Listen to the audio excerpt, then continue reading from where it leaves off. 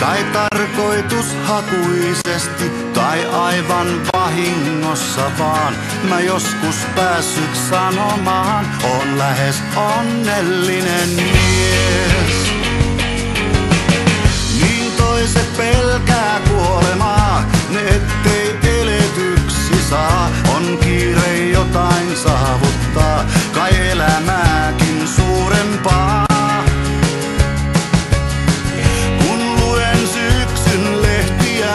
Ja kärsin kesän krapulaa, taas tahdon mukaan ehtiä, tarvitsematta kiiruhtaa, on lähes onnellinen mies.